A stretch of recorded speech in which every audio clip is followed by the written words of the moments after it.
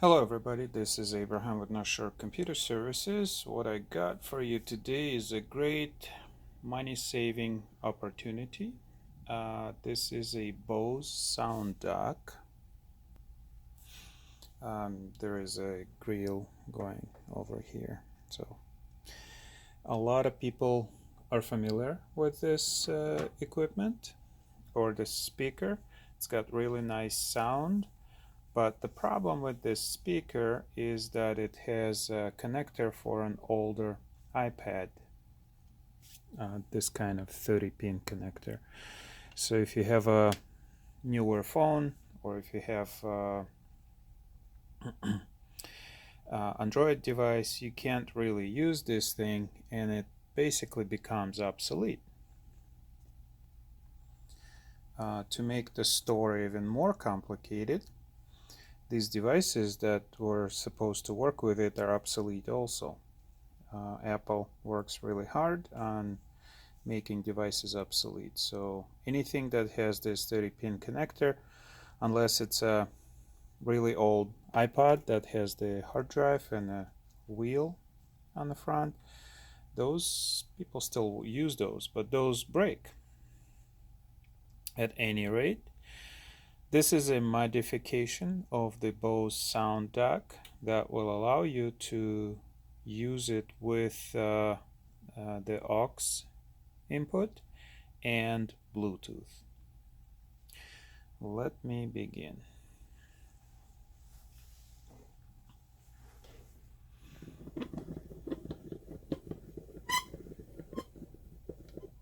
Squeaky tripod. All right, what we have here is a pin out and breakout for the connection to aux input. So cables like this you can use, and at the same time you can make it into a Bluetooth.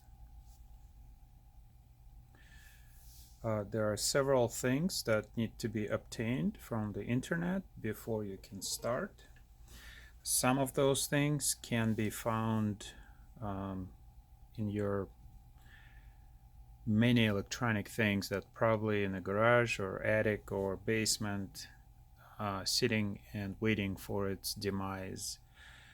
Your chance for taking those out of the dust bunnies and putting them back in service, partially at least, is now. Let's begin. First thing that happened to this, I'll say where I got it. I got this BOSE Sounddock at the Goodwill for about $4. And the actual condition of the unit is not bad. Right now it's just taken apart, but I have all the pieces, and this unit was not in the rain, it was not in the trash. Somebody just didn't want to do anything with it to make it work. BOSE was not smart enough to add the auxiliary port to it, so without the auxiliary port and without the iPod, the Sounddock doesn't really work. Well, here are some modifications that we can do. What I did to this one here is this blinking light right here is a Bluetooth module. This here is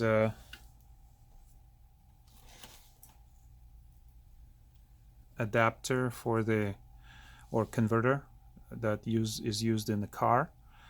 So you plug this into your 12 volt, the smoking thing, and out comes 5 volt.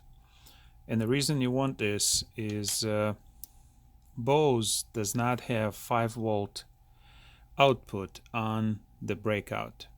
So this board sends, I believe, 16 volts to the charging port on the iPad. So this one, I guess, charges at 16 volts. Maybe it's a fast charge. I don't know. I wasn't able to find a 5 volt output on this rail. My connector, the 30-pin connector, I disconnected long time ago because I had no use for it. I was thinking of how to modify this whole thing to make it work, and this is what I have come up with. Now, first thing we need to do is attach, and I'll do a close-up later, attach the two wires to, I believe, 1, 2, 3, 4, 5, and 6. On this side, 5th and 6th, or counting backwards, this is 1, this is 24, but from 24 backwards, this is a 5th and 6th. You just attach two wires and you put a switch on it. This tells the BOSE amplifier that the iPod has been plugged in and that the amplifier needs to be turned on. You can simply put two wires in the switch and that will turn on and off the amplifier. Let me show you. Well, I don't want to do it right now. I'll show it later. This does work. The second is we need to connect the left and right channels, and the left and right and the center would go to this unit here. This is a plug for auxiliary that came from a computer, and the reason that I wanted to use this particular one, here's the motherboard where I took it out from. There's another one right here. The one I used is green for the speakers, but the red would work just the same. These plugs, now every computer has a different type of connector, but most of them have switches inside. If you look at it closely, you have 1, 2, 3, 4, 5 connectors, but you only need 3. And the reason that you have 5 is these are switchable. If you plug in the auxiliary port, it will turn off my Bluetooth. So I can have Bluetooth and auxiliary plugged in at the same time, or Bluetooth connected and auxiliary connected at the same time. Auxiliary will take preference. So if you plug in the auxiliary, it will shut off the Bluetooth feed and play on the auxiliary. On this converter, it's very simple. All I did was I'll probably take off the USB connector here. It's not needed. The light, I don't know. This piece is also not needed. This is what's connecting to the 12-volt and automobile. So this is just a positive that goes from the 18-volt positive on the board, and negative just goes to the negative mass on the board. So we have positive 5 coming out of here, and this one I've run this for quite a while. This has been on for at least 24 hours, and so far this one handles fine the 16 volts that coming out of from the board on the BOSE, and it's driving the Bluetooth just fine, because Bluetooth needs 5 volt and 18 would not work. Now about the Bluetooth. This is the unit that I got off the internet. It was about $3.50 on eBay. The cheapest possible Bluetooth to 30-pin. It doesn't really have to be 30-pin. It's just a Bluetooth connector. But these are the cheapest ones you can find. And you could just open it up. There are no glues or screws or anything. It's just press fit. And on the inside you will find the same exact board as I have over here. The one thing that's going to be left to do is pack it all nicely inside of the BOSE case. That I haven't gotten around to yet. Let me show you how it works. I got a phone here, and we are going to pair the Bluetooth So here's, I already tested it. You can rename. This Bluetooth comes up as something called iWave, but you can rename the Bluetooth devices in your Bluetooth controls. So connecting. The Bluetooth device is connected successfully. This unit is actually speaking. This is not the phone that's speaking. And we can now play Bluetooth from our radio.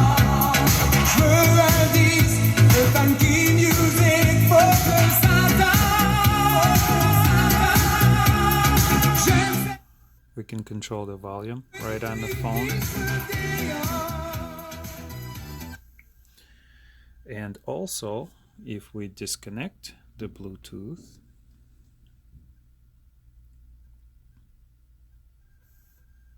the Bluetooth device is ready to pair. I like the English that they use. It's ready to pair.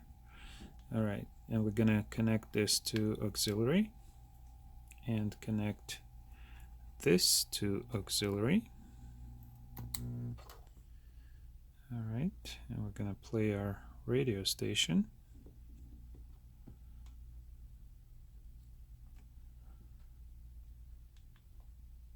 Oops. So same thing here.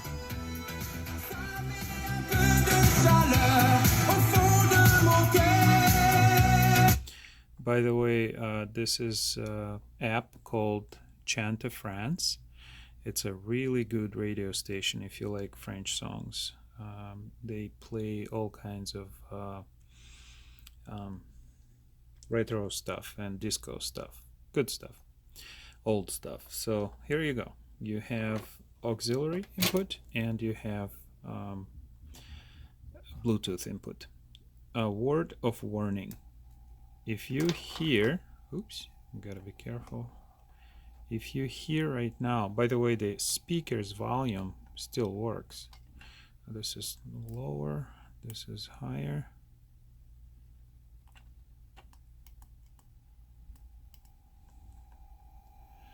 That noise you hear, that's coming from the Bluetooth adapter, probably because it's so cheap.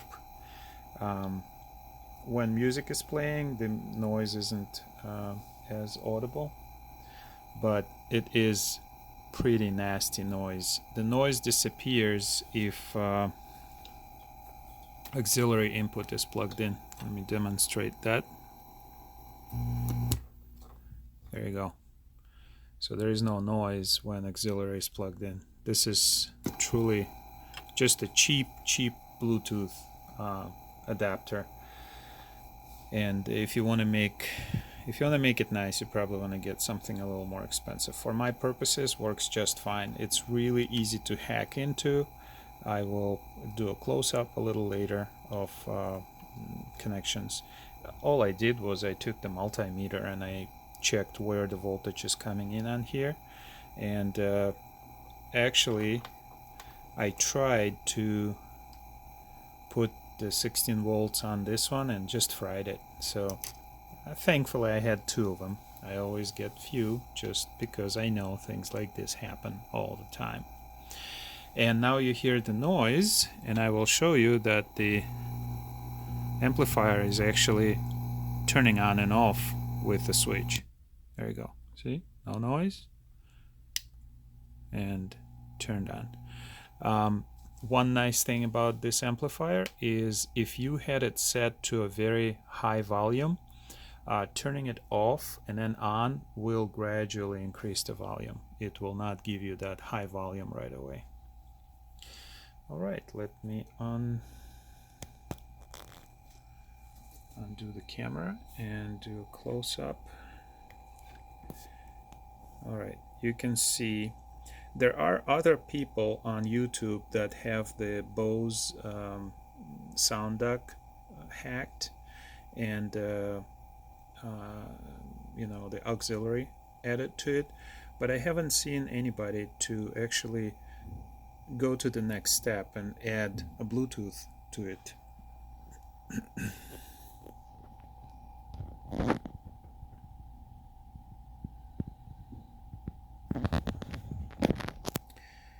you can see, oops, the two channels, left and right channel, or 1 and 2.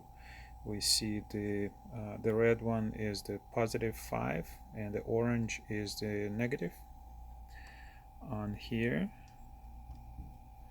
this is just a voltage regulator for automobile to charge the phone, and we have the +12 come in on the white cable and negative on the blue cable, and the +5 coming on the red cable or red wire that goes into the Bluetooth. On this particular one, we have yellow and purple wires. Those are coming from the Bluetooth module, so those are audio cables from Bluetooth module. We have yellow and red and black. Those are the cables that go to the actual BOSE amplifier. The connection is very simple, and it does work. I have tried it, I have played it, and it works very well. Hopefully when I put it together it won't fry on me, but I guess I'll be doing that with the power turned off. So far this was a very simple project, very interesting project, and pieces just came together by themselves.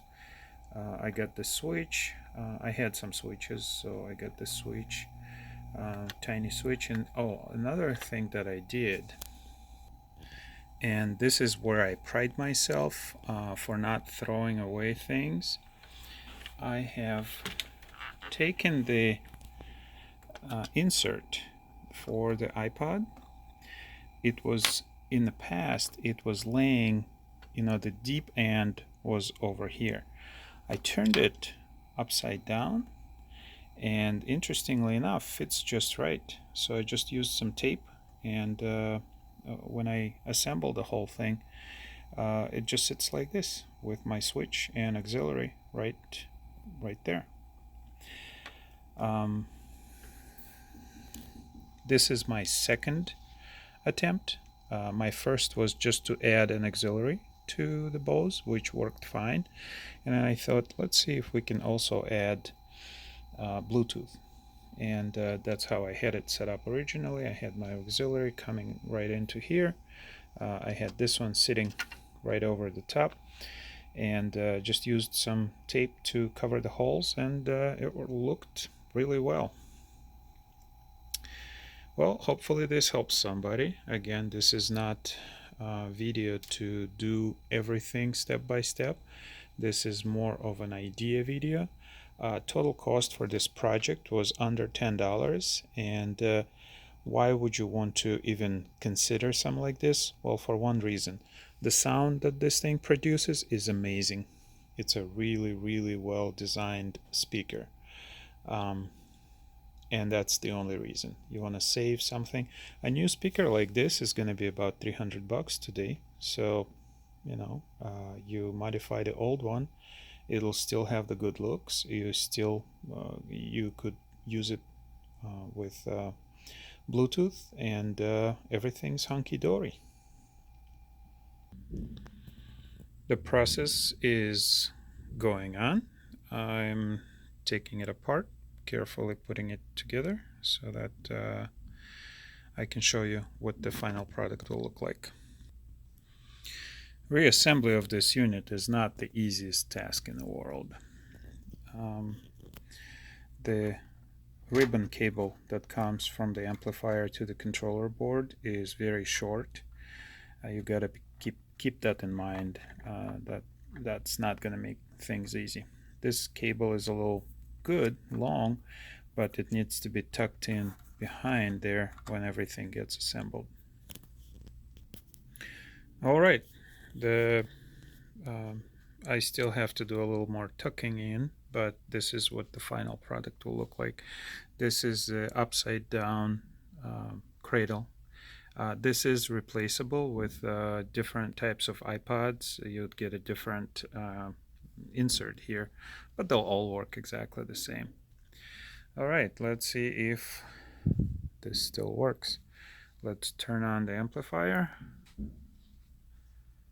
and get my phone, see if it's still paired. It's still paired.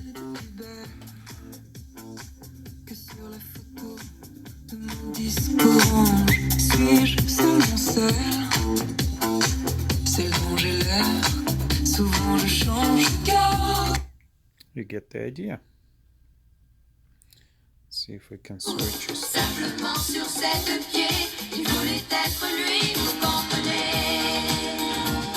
We can actually make it louder by pushing the plus button. So that's the BOSE Sounddock modification to Bluetooth and auxiliary. Even though Bluetooth has some foreign noises on it, it still works.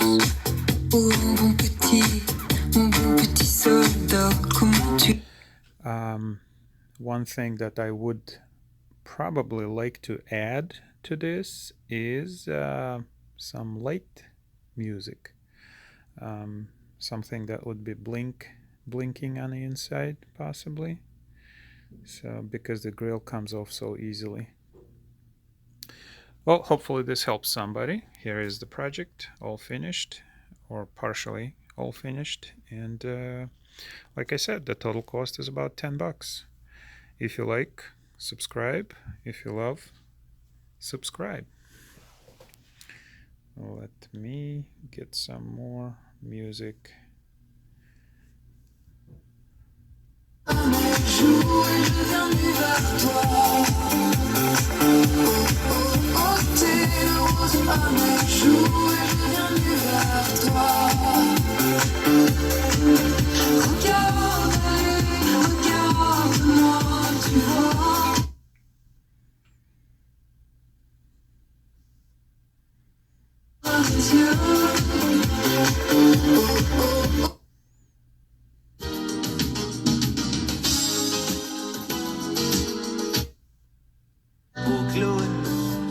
La belle Peggy du sol.